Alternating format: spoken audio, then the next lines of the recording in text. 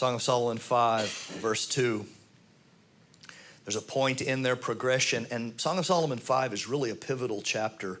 It turns, it's a critical turning point in the development of the beloved's heart, because she realizes while she is being relentlessly pursued and loved, and it's not based on her performance, it's based on the love of the lover.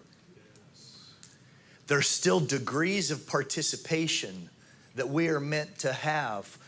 I believe in the ideal scenario, men are meant to initiate, but women are meant to respond.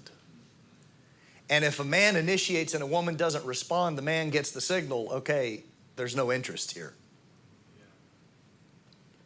That's on the human dynamic, right? Men initiate, plan that date night.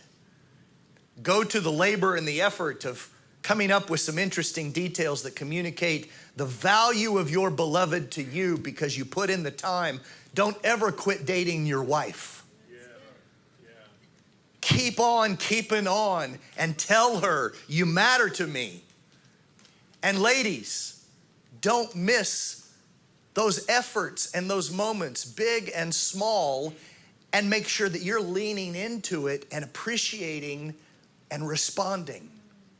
That's just good heart dynamics. That's good relational dynamics. Well, that's where we are. There's this moment here where the bride is now resting, and she says, I slept, but my heart was awake. And so we're already in this we're kind of in this in-between. Relationships move into these in-between moments. We're in it, our heart is still in it, but we're in a different kind of season. It might be a more passive season. It might be a just busy season. I slept, but my heart was awake. I heard a sound. My beloved is knocking. The voice behind the door. The lover says, open to me, my sister, my love, my dove, my perfect one. My head is wet with dew, my locks with the drops of the night. And here's what she says. Well, it's not really a good time. I put off my garment. How could I put it back on? I bathed my feet. How could I soil them? I remember going through my human sexuality course at my Christian university, so it was relatively safe, but they were, trying to talk to us about human sexuality. And I remember my professor, Joe Shelton, he said, I want to give you young men and young women 2 keys to a successful love life. These are going to be so profound, they're going to change your life.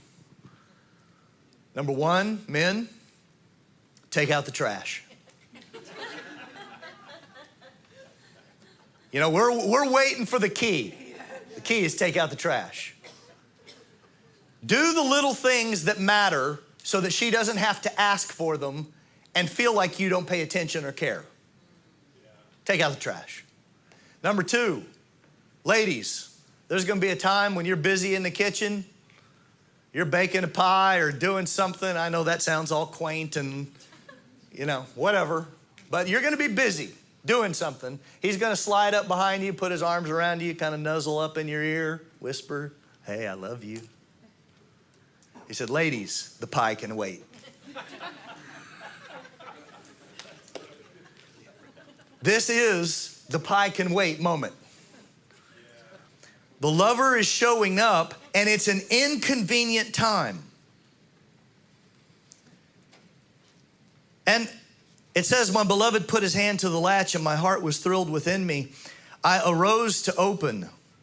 I opened to my beloved, but he had turned and gone. See, there was this moment of hesitation.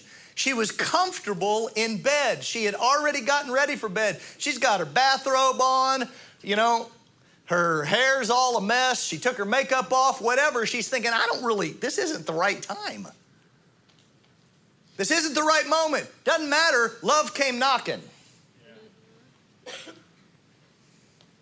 More than once on our journey with God, we find ourselves half-hearted in the relationship. We find ourselves caught up in the busyness of life. It's the days of the pots and pans and kids and child raising and mortgages. You know, you have such an intense flurry of romance in your early days as a young lady being courted, and your boyfriend and girlfriend, and then fiance, and then the honeymoon years, and you don't have any kids yet, and you're just renting an apartment so you don't have house payments, and you're living on ramen noodles, but you're just dazed and thrilled, and it's all good. My mother-in-law used to tell the story when she first got married. She fixed beanie weenies for 3 months straight, every meal. She was a young wife. She didn't know what to do, and she thought she was doing so good. And my father-in-law, he ate beanie weenies for 3 months in a row, never said a word. Finally, after 3 months, he said, "I don't ever want to eat beanie weenies again." And she burst into tears. Well, that's just, she thought she was doing so good. But those are the days where you're just caught up in love, and then kids come along, and mortgages and job issues and medical stuff, and it all gets so busy. That natural part of our life is a good picture of how our life with the Lord can sometimes go. There's dry times and dull times, and we all have them. And there's not condemnation in that, there just has to be recognition. We may want to be zealous. We even remember that special feeling from that special time when His love touched us. The fact is, however, we aren't really currently zealous, nor are we fully responsive to love. We're in more of a sleepy season. The word doesn't quite come as alive. We don't know how to keep saying yes. We're kind of tired. I just want to finish baking the pie. Thank you very much. It's going to burn, oven's on. It's going to be a lot of wasted effort. So in that moment, though our deepest desire remains for Him, and He knows that, so we stir when we hear Him knocking, but we weren't really responsive in the moment, and that moment has now come and gone. And the Lord is relentless in pursuing us, but He will sometimes allow our passivity. In our passivity, He'll withdraw just so we can realize we just missed something. It's not that He has withdrawn and put up His hand and said, well, fine, have it that way. He's not mad. He's not angry. He's not condemning. He's like, every moment is valuable, and when I show up, nothing is more important. And so if you miss a moment like that, you might actually miss me, and I'm going to let you miss me because that's going to reveal the gap. You haven't really seen me, or you would be up out of bed opening the door.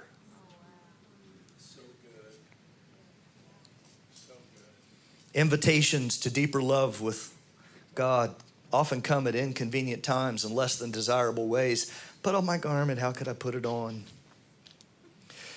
On a practical level, the love of God that we show to one another can be inconvenient. Someone stabs you in the back, someone betrays you, someone hurts you. Those are inconvenient times for love, one to another. Inconvenient times for love. With God, I had a dream years ago. It was after I had had a pretty major blow up with my wife. And a couple of days after that, and it was one of those times where we're both just kind of stewing in it. We didn't really do a good job of don't let the sun go down on your anger. The sun went down a couple times.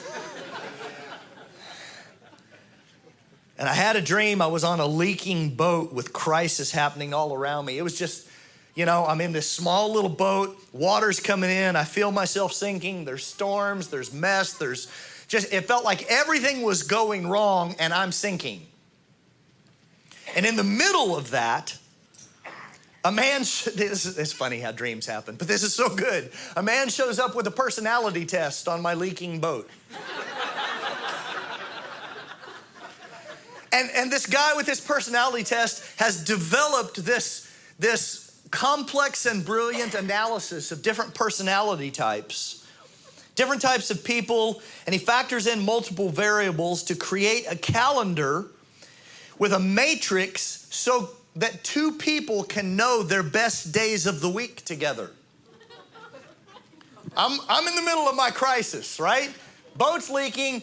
Here's your personality test. It's going to show you, based on your personality and her personality, the best times for you all to be together and interact together.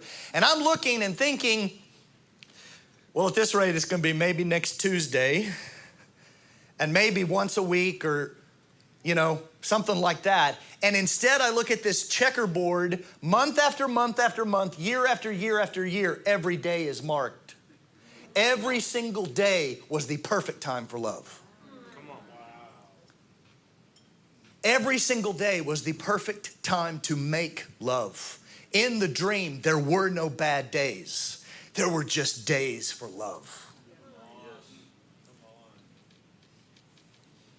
This is the beauty of the kind of covenantal love with which we are pursued and loved by a fierce and relentless lover.